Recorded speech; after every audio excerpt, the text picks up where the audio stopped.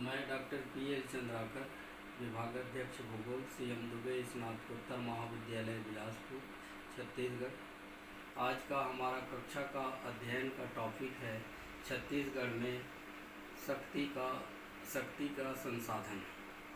इसे ऊर्जा संसाधन के रूप में भी जाना जाता है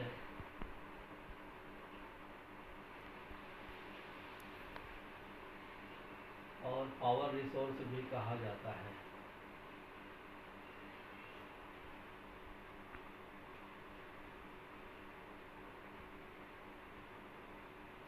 शक्ति का संसाधन और या ऊर्जा दोनों में पारिभाषिक रूप से अंतर है। ऊर्जा का अर्थ होता है किसी की कार्य करने की क्षमता, और शक्ति का या पावर का अर्थ होता है कि वह ऊर्जा का दर को प्रकट करता है। प्राचीन काल में जब शक्ति के संसाधनों का आविष्कार और खोज नहीं हुआ था, तो मनुष्य अपनी मानवीय शक्ति और पशु शक्ति के माध्यम से वस्तुओं का और अपने आर्थिक क्रियाओं का या विभिन्न प्रकार की क्रियाओं का संचालन करता था। धीरे धीरे विज्ञान और टेक्नोलॉजी के आविष्कार के साथ मनुष्य ने ऊर्जा के विभिन्न संसाधनों का खोज किया और उसमें दो तरह के संसाधन हैं ऊर्जा के। एक तो परंपरागत संसाधन जिसको कहा जाता है कन्वेंशनल एनर्जी रिसोर्स। इसमें कोयला, पेट्रोलियम और आणविक ऊर्जा और गैस आता है। और दूसरा है गैर परंपरागत नॉन कन्वेंशनल एनर्जी, जिसमें आपका सोलर एनर्जी, वायु एनर्जी आता है। और हम इन दोनों प्रकार के एनर्जी के स्रोत को देखें तो जो परंपरागत एनर्जी है वो जीवाश्म आधारित एनर्जी है।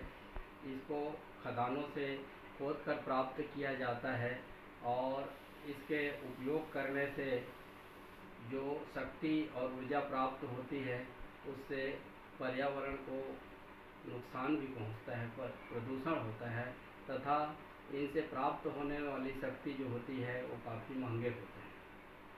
दूसरे तरफ हम देखें तो गैर परंपरागत, जिसको नॉन कन्वेंशनल एनर्जी कहा जाता है, जिसमें पवन ऊर्जा, सोलर ऊर्जा और जल से प्राप्त होने वाली ऊर्जा आती है।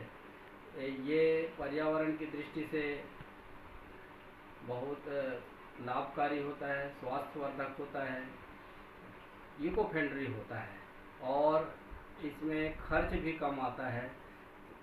तो इस तरह से हम देखें कि हमारे ऊर्जा के जो आधुनिक स्रोत हैं वो दो प्रकार के हैं, एक परंपरागत है और दूसरा गैर परंपरागत।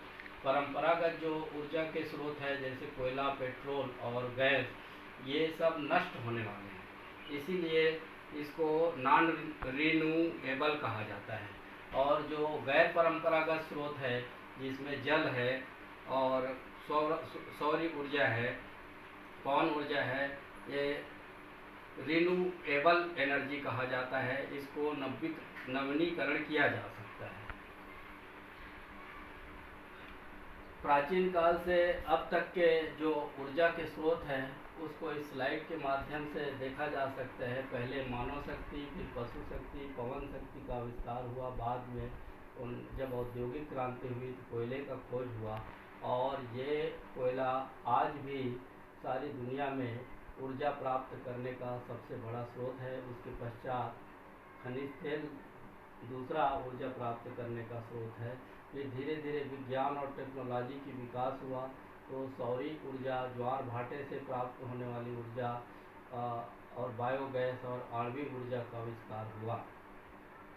इसमें सौर ऊर्जा पर्यावरण के दृष्टिकोण से इको फ्रेंडली है और अक्षय संसाधन है, इसलिए वर्तमान समय में इस ऊर्जा के उत्पादन पर विशेष महत्व दिया जा रहा है।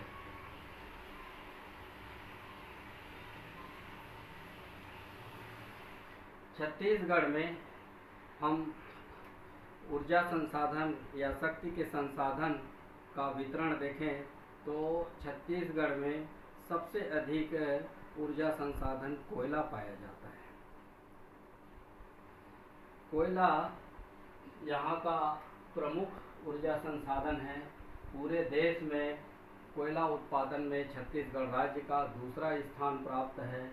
यहाँ कोयले का लगभग 54,912 मिलियन टन संचित भंडार है, जिसको इस टेबल के माध्यम से अपन देख सकते हैं। ये 54,912 मिलियन टन कोयले का भंडार छत्तीसगढ़ में है और देश का लगभग 17.91% 16-17 के आंकड़ा के अनुसार यहाँ कोयला पाया जाता है। कोयला उत्पादन के दृष्टिकोण से छत्तीसगढ़ का हमारे देश में दूसरा स्थान है। यहाँ लगभग देश का 15% कोयला उत्पादन होता है। कोयला को काला हीरा, ब्लैक डायमंड के नाम से भी जाना जाता है। क्योंकि हमारा प्रदेश कोयला का बड़े पैमाने पर उत्पादन करता है, इसीलिए हमारे प्रदेश को एनर्जी स्टेट के नाम से भी जाना जाता है। छत्तीसगढ़ के प्रमुख कोयला उत्पादक जिले इस टेबल के माध्यम से दिखाया गया है। कोरबा यहाँ एशिया का सबसे बड़ा ओपन माइंस है और दूसरा जिला है कोरिया और तीसरा जिला है सरगुजा और चौथा जिला है सूरजपुर और रायगढ़ और बलरामपुर। एक तरह से हम देखें तो कोरबा में बहुत सारे माइंस हैं, कोरबा, मानिकपुर, कुसमुंडा, गेवरा, रजकामार, और इसी तरह से कोरिया में सोनहट, चिरमिरी, उरासिया, झगराखंड, झिलमिली और सरगुजा में लखनपुर, सूरजपुर में विश्रामपुर और रामकोला तथा रायगढ़ में मांड खरसिया क्षेत्र में है और बलरामपुर में सासापानी कोयला की माइंस हैं। इसको हम नक्शे में देख सकते हैं। एक तरह से हम देखें, अगर छत्तीसगढ़ को उत्तर और दक्षिण छत्तीसगढ़ में विभाजित किया जाए तो पूरे उत्तर और दक्षिण छत्तीसगढ़ में केवल उत्तर में कोयले का उत्पादन होता है। ये कोरिया जिला है, यहाँ पर बहुत सारे खान हैं। ये सूरजपुर जिला है और ये अंबिकापुर जिला है और ये बलरामपुर जिला है और ये कोरबा जिला है और ये रायगढ़। इन्हीं क्षेत्रों में कोयला का भंडार विशाल पैमाने पर पाया जाता है और विशाल पैमाने पर कोयले का उत्पादन होता है। इस तरह से उत्तरी छत्तीसगढ़ में कोयले का संकेंद्रण है। यहाँ इन पूरे क्षेत्र में प्रतिवर्ष 97,038 टन कोयले का उत्पादन किया जाता है और उत्पादन के दृष्टि से देश में छत्तीसगढ़ का दूसरा स्थान है। और यहाँ से उत्पादित कोयले का जो उपयोग है, एक तो भिलाई स्टील प्लांट को सप्लाई की जाती है और दूसरा ताप विद्युत का उत्पादन किया जाता है। इन कोयला का 4 प्रकार होता है। उसमें एंथ्रेसाइट और बिटुमिनस कोयला उच्च कोटि का कोयला माना जाता है और बिटुमिनस और एंथ्रेसाइट में सबसे उच्च कोटि का एंथ्रेसाइट माना जाता है, जो हमारे कोरबा जिला में और कोरिया जिला में इसका उत्पादन होता है। रायगढ़ जिले में लिग्नाइट और कोयला का उत्पादन होता है।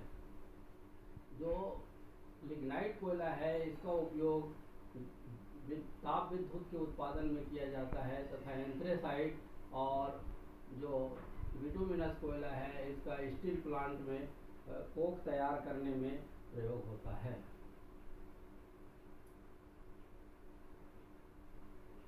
इस तरह से हम देखते हैं तो छत्तीसगढ़ में जो ऊर्जा संसाधन का प्रमुख जो स्रोत है वो कोयला है। हमारे राज्य का कोयला उत्पादन में दूसरा स्थान प्राप्त है। अब दूसरा ऊर्जा का स्रोत हम देखें तो छत्तीसगढ़ में जो कोयला होता है उससे ताप विद्युत पैदा किया जाता है और कोयला से जो ताप विद्युत पैदा होता है वो 3 प्रकार से होता है। एक तो छत्तीसगढ़ राज्य विद्युत मंडल के द्वारा ताप विद्युत पैदा किया जाता है, जो कुल प्रतिवर्ष 3424 मेगावाट ताप विद्युत का उत्पादन छत्तीसगढ़ राज्य विद्युत मंडल के द्वारा किया जाता है। ये सारे ताप विद्युत के केंद्र हैं कोरबा के, और सन 1956 में पहली बार कोरबा में ताप विद्युत का उत्पादन हुआ। दूसरा, यहाँ कोयले से ताप विद्युत का उत्पादन एनटीपीसी के द्वारा किया जाता है, और ये जो एनटीपीसी है वो दो जगहों में अभी स्थापित है। एक तो बिलासपुर जिला के सीपत का इलाका है जहाँ एनटीपीसी है, और दूसरा कोरबा में एनटीपीसी है। ये दोनों जगहों में एनटीपीसी लगभग 2300 मेगावाट ताप विद्युत का उत्पादन करता है। इसके अलावा जांजगीर जिला में एनटीपीसी का प्रोजेक्ट स्थापित होना है जो प्रस्तावित है।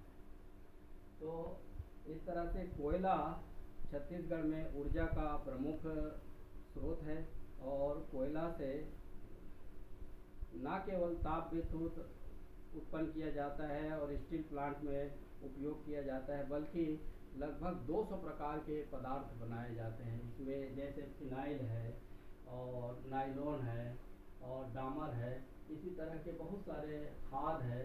इस तरह के बहुत सारे चीज़ कोयला से छत्तीसगढ़ में तैयार होता है, और एक बहु उपयोगी ऊर्जा संसाधन है कोयला।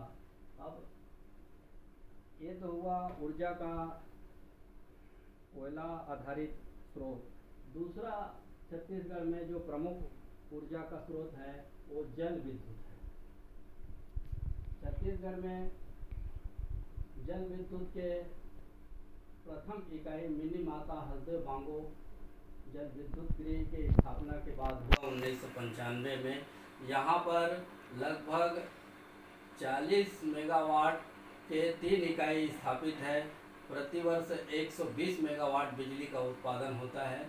दूसरी इकाई का नाम है गंगरेल बांध, जो दूसरा बड़ा बांध है छत्तीसगढ़ का, वहाँ 10 मेगावाट बिजली का उत्पादन होता है। और तीसरी इकाई है सीकासार, तो गंगरेल के पास ही एक जलाशय है, वहाँ 7 मेगावाट बिजली का उत्पादन होता है। इसके अलावा कोरबा में और छोटे छोटे जगहों में, तुमान में, और शक्कर के जो फैक्ट्री है कबीरधाम ज़िले में, भोरमदेव शक्कर संयंत्र और सरदार वल्लभ भाई पटेल शक्कर संयंत्र, इससे भी जो गन्ना है उसके रेशे से बिजली पैदा किया जाता है। तो इस तरह से हमारे छत्तीसगढ़ में ऊर्जा का 2 स्रोत हैं। एक तो कोयला आधारित ताप विद्युत, और दूसरा स्रोत है जल आधारित जल विद्युत।